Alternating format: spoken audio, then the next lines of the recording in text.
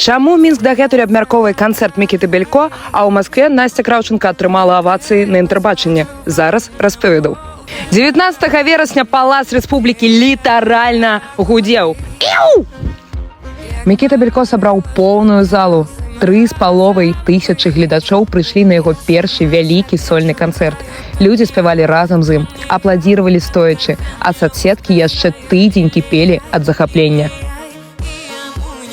Фанаты ўжо чакаюць новы канцэрт. А ўжо 20 верасня Масква прымала першы конкурс інтэрбачання 2025. Вау! Беларусь прадстаўляла Насця Краўченка, і гэта было не проста выступленне, а сапраўдная магія. Насця прывезла дадому 6-е месца, але для гледачоў яна стала адной з галоўных зорак вечара. Нежнасць, пачуццёвасць, моцны вакал. Публіка была пакораная.